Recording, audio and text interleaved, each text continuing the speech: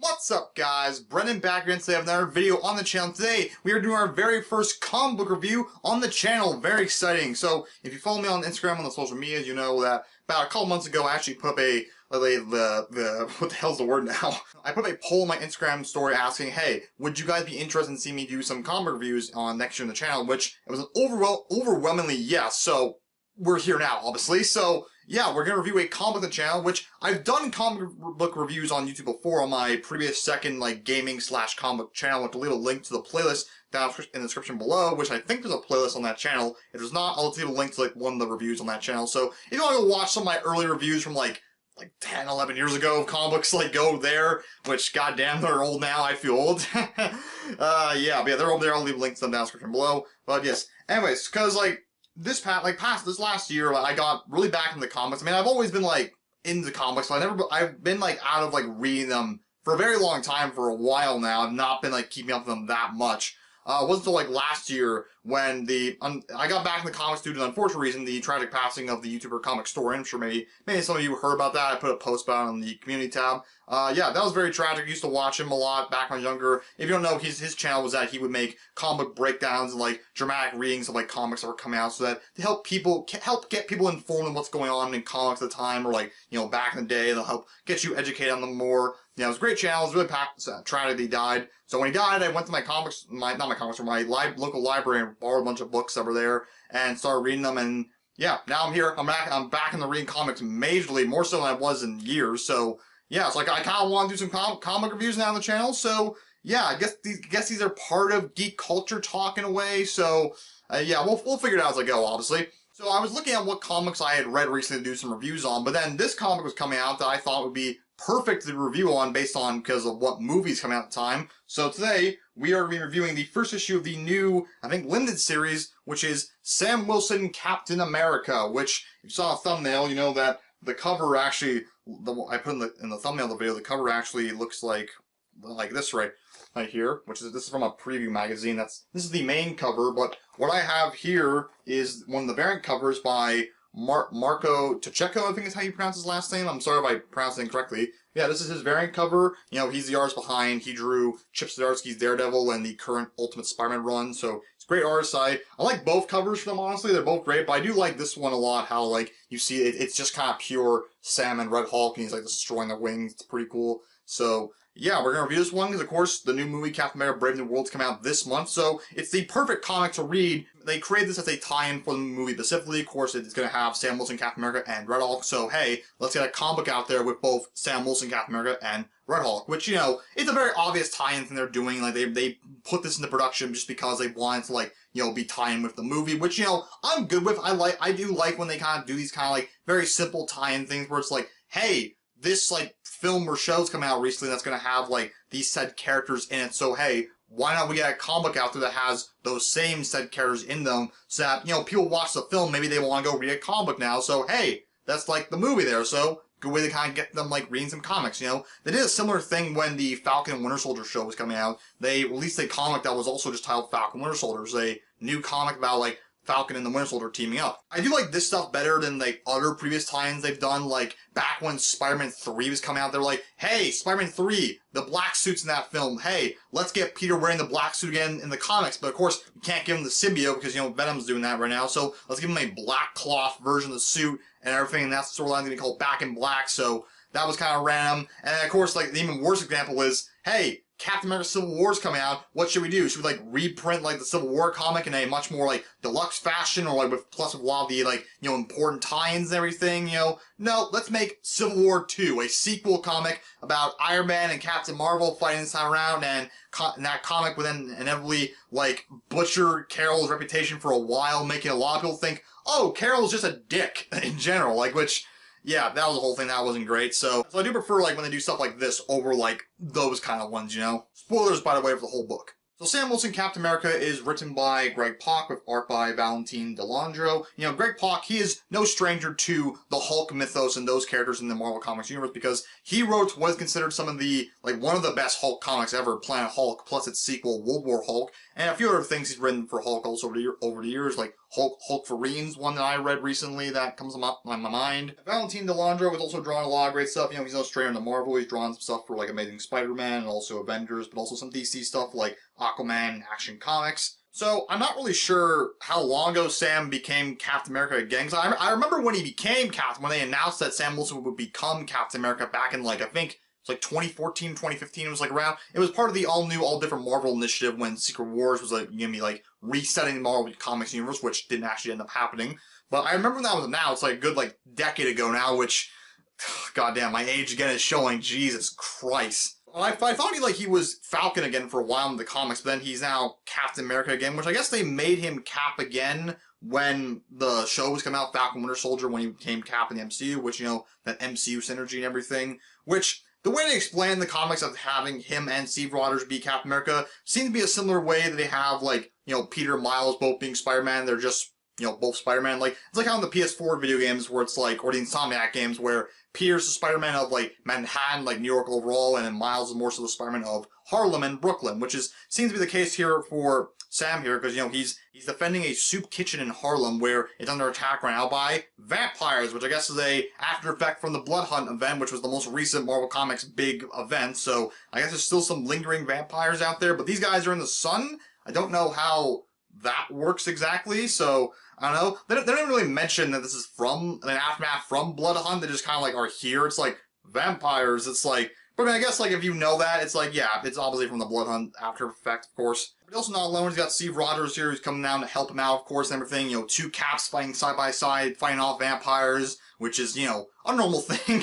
Just two guys in Captain America fighting off vampires. You see it everywhere. You see it all the time, don't we? We all see it once in a while on the street. I also never realized that he actually had his own unique Captain America shield. I mean, I guess when he first became Cap, he had, like, you know, the shield, but like nowadays, because there's two of them, he has his own unique shield, which is, I guess, also made by Briam, probably from Wakanda. You know, it's his own unique design. It's kind of an inverse of colors, a little bit of what Cap's shield is, with a different star, which, you know, I like it. I wonder if they'll ever do that in the MCU. Probably not, I would bet, because, you know, he's just going to keep the main shield, which was altered a little bit. It's not the original shield in the MCU. You get the point. Steve offers Sam that, hey, I got some time off, you know, want to grab some breakfast, maybe do like, hang out at all. You know, Sam says, I can't, I got to pick up my cousin Billy for a thing with some folks. Which, you know, Steve's like, alright, I got it, no worries, I'll let you do your thing. He's like, no, you're more than welcome to come, Steve. And what they're actually going to, what Sam and his cousin Billy are going to, is actually a barbecue, which is entirely filled with, like, every, like, black superhero in the Marvel Comics universe. It's just a giant, big barbecue they're all having. So every major black superhero you see is there. You got Miles, Blade, War Machine, Luke Cage, Storm, they're all there. Which, it's a good thing to know that they're all cool with Blade again after what happened in Blood Hunt when he kind of, like, you know, went evil because his mind was under control. And also it's good to know that Miles is cool with him also, because, like, you see Miles, like, standing right with Blade here, even though Blade, you know, turned him into a vampire during Blood Hunt. So, like, it's good to know they're all cool with him. And I'd seen this page before I actually read the comic, so, and it is funny how, like, Steve's the only, like, white guy there, actually. It's like, that's the only guy they're like, no, it's cool, we all fuck with Steve, everyone fucks with Steve Rogers, like, it's cool, he can be here. But it's not just a barbecue they're kind of having, they're actually having a birthday celebration for Isaiah Bradley, who, of course, was the first black Captain America way back in the day. He was, of course, if you've seen Falcon Winter Soldier, you know who he was. He was a black soldier experimented on by the government to try and recreate the super soldier formula. He was the only survivor, and, you know, he did some work, but then inevitably, because the government being assholes, he did the right thing by saving some people, and then he got locked up for years. That's how this was in the MCU. I'm not sure if it's exactly like that in the comics as well, but, you know, that's what happens also in the comics, which is very unfortunate.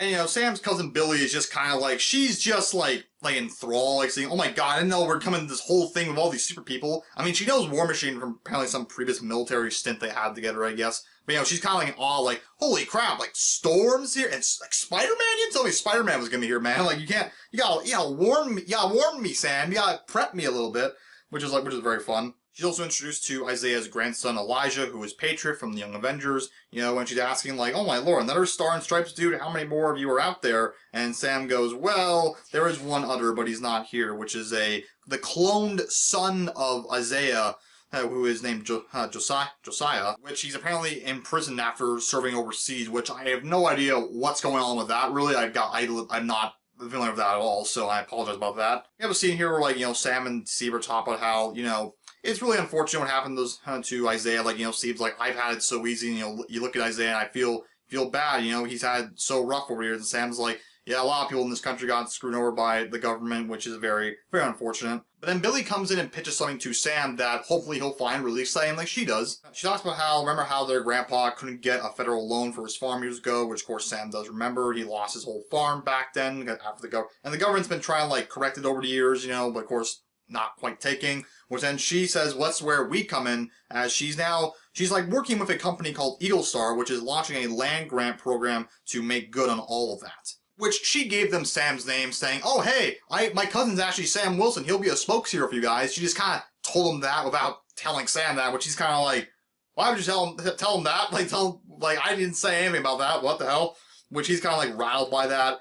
But, she's out trying to give him a bit of a hard time. Like, you haven't even seen the stuff Eagle Star wants to do. Organic farming, carbon capture tech, pollution mitigation in urban communities. And I get a piece of that, something for me for once. So, like, she's also going to gain money out of this, so...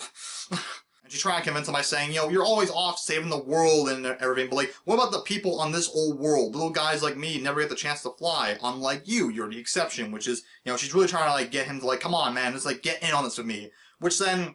War Machine comes into play, and he talks about how, like, I heard you mention Eagle Star. I had a run-ins with Eagle Star a while back when they were still a paramilitary outfit. Nasty stuff, apparently. And they do have a new CEO, he states, and are doing some kind of pivot, but there's a history there. He just wants to let you all know. So, there's already kind of like, ooh, should we be a little bit cautious on these guys? They're kind of like the minute, like, Rhodey said that, I was kind of like, so, yeah, they're probably gonna be bad, right? I mean, like, you wouldn't have him say that if that wasn't the case, right? So, there's a funny little interaction here where Billy's like, okay, how about you, War Machine? How about you want to do it? Or how about you, Patriot? You want to be on this? Or do I have to start going over to Steve Rogers and, like, working him into a guilt trip to do it? Which Sam's like, oh my god. Which is like, it's pretty funny.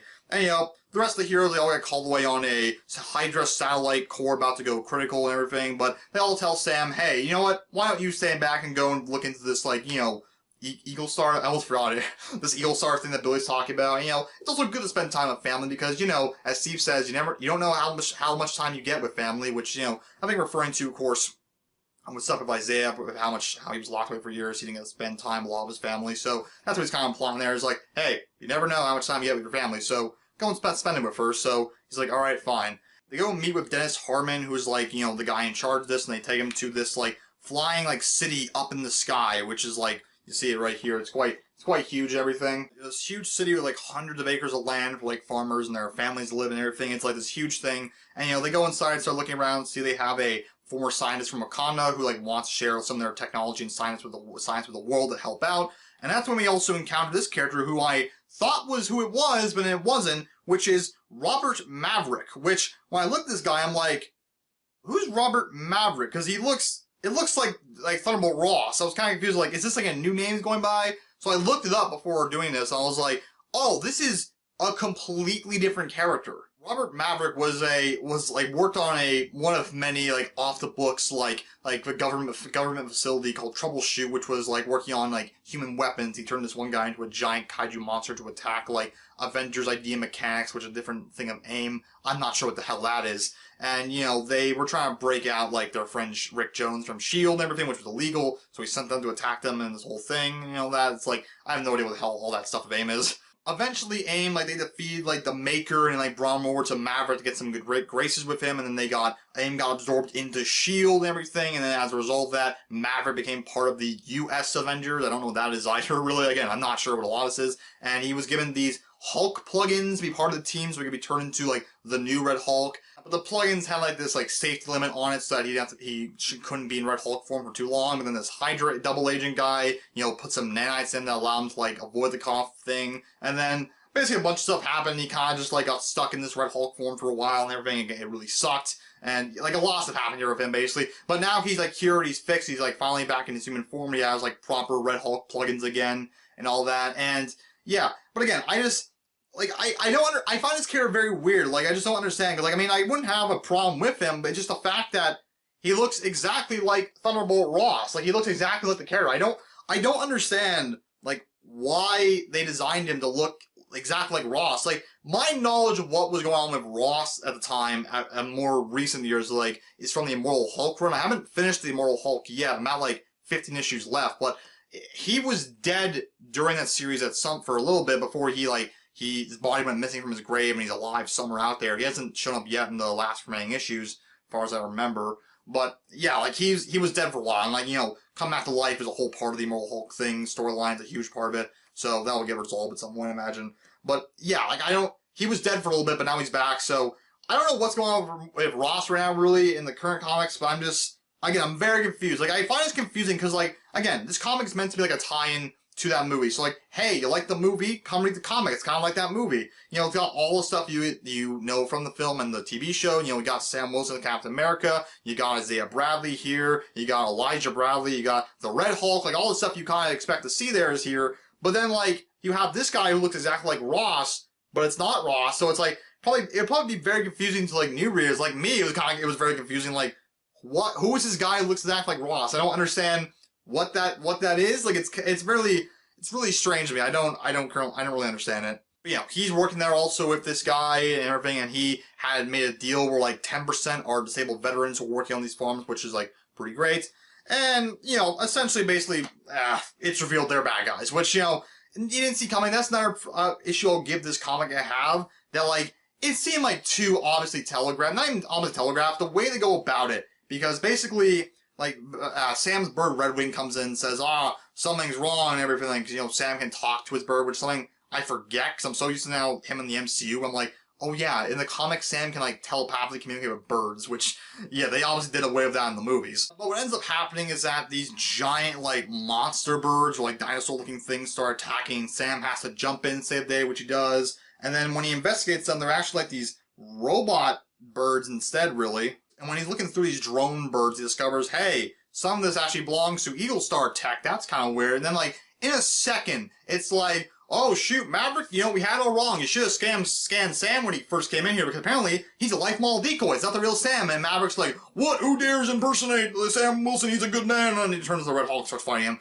And that's where the book ends. And it's like, I remember reading that kind of like, man, that was like just a flip of a dime, like, that evil turn. Because obviously, yeah, you know from that immediately it's like, they're bad guys. And like, and of course, like, once you heard War Machine talk about how, hey, I ran into them one time, they did some nasty stuff, so it's like, okay, so they're probably gonna be bad guys. Then it's here, and it's like, it's not even like subtle. They're immediately like, hey, you're not the real Sam Wilson, hey, fight him. It's like, it was like so quick, that change and turn. I remember kind of feeling like, okay, whoa, that just kind of happened quickly, and I guess maybe they have to, because I guess like it's like a limited series. Like, I don't know how many issues this is going for. Maybe like, I don't know, 4 or 5. Like, again, it's probably meant to be like a little short series, like, tie-in for the film. So, like, I guess they have to get the story moving along quickly, but still, that was like, felt really quick, that heel turn of like, hey, fight. I don't know what I'm doing there. That's like the one major complaint I'll give the book, is how that kind of went about. It just felt like, it felt a little kind of too quick how that kind of happened. There's no like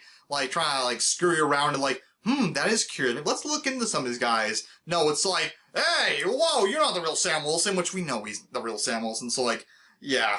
But before the book ends, there actually is a backup story in it. The backup story is written by Evan Narcissi and artist Eder Messias. I'm probably butchering these names. Evan's written a few things over the years. Like, he wrote some Captain America and Black Panther books, plus the Gotham Knights tie-in comic to the video game. And Eder's done some recent stuff for Marvel over the years. He drew some stuff for Werewolf by Night and some Predator, so, you know, they got a lot of experience in these kind of things. The backup's not really too much. It's, you know, you have Sam Wilson talk about how, man, I used to be just kind of a kid here, now all of a sudden I'm a superhero flying around being Captain America. And, you know, it talks about, of course, how, as they allude to earlier in the book, about how their grandpa lost their farmland. You know, their grandpa didn't get a loan for his farm to keep running it, and it was the first time he ever didn't get one, and was also the last one, because then a Roxxon subsidiary company, you know, bought out the land, which, you know, Roxxon, they're a bad corporation always in the comics and everything.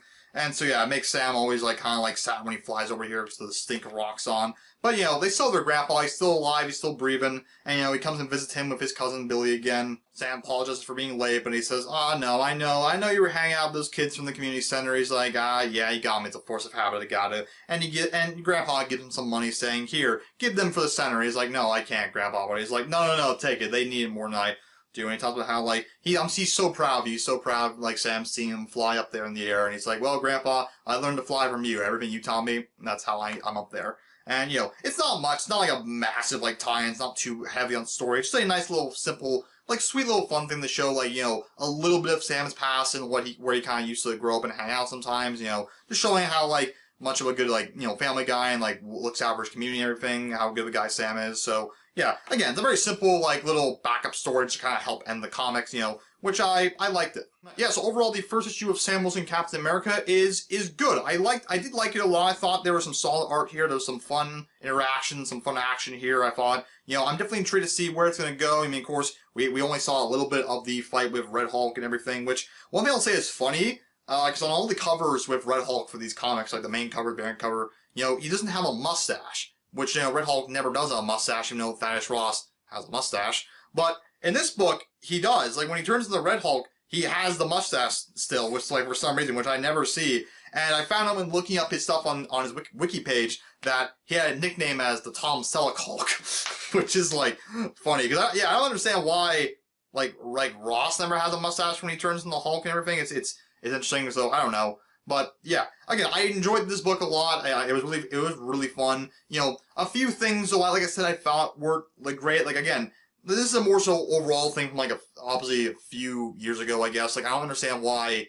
Maverick looks exactly like Ross. Like, that's just so confusing to me. Like, why they drew him to look like identical to Ross. Like, it's like, as far as I know, he's not related to Ross. Let's look it up. I didn't actually look up that part. If he has any actual, like, blood relation to Ross. I don't think so. I found the wiki saying he was related to Ross anyway. Like, he was actually he first appeared back in, like, 2015 of October. So yeah, he's a 10-year-old character. So I don't understand why he looks like Ross exactly. It's very confusing. And like I said, also, like, the heel turn with, like, the villains, again, they probably have to do it, just kind of speed the story along, you know, get it going and everything, because it's probably a short series. But, you know, again, it just felt very, like, really too quick from, like, how War Machine, like, it's first, like, oh, hey, I'm working with this, like, great company that's trying to, like, correct all the wrongings that were done to a lot of, like, black farmers back in the day. You know, then War Machine's like, actually, that company, they did some bad stuff before. You should be a little cautious of them. And they're like, but I heard they're doing some good stuff now. They're trying to pivot away from that. And then it's like, hey, we're bad guys. Like, you know they're bad guys once they did that heel turn. It's like, you're not the real Sam. Red Hulk, fight him. Oh, like, that was all weird. I thought that just went a little too quick. But yeah, it's a simple, fun little story. I quite enjoy it. I'm gonna read the rest of the series. Let me know down in the comment section down below if you want me to review the rest of the series and everything. Like, if it's a short series, I definitely will. I have no idea when the next issue is coming out. I would assume, like, probably around, like, maybe the start of February. Like, I mean, by the time this video is coming out, like, it will be, like, in February. I'm recording this on January 20th, so hopefully the next issue will be out by then. But by the time this even goes out, it might already be out, so yeah, if you want me to review the next issue, I probably will, but still, let me know down below if you want me to review it. But yeah, thank you for watching the first comic review on the channel.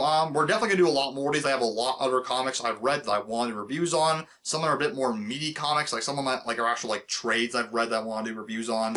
So yeah, this is a lot of fun, so thank you all for watching, and I'll see you guys later for the next comic review on the channel. So yeah, and stay tuned for more videos as well, because 2025 is just getting started. So yeah, see you guys later.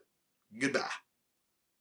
Hey, it's Yuri Lowenthal here. You might know me from this Marvel Spider-Man games or other places as well. You're tuned in to 100 Bomb Studios. Hit like and subscribe, but only if you like really, really nerdy stuff. Because that's why I'm here.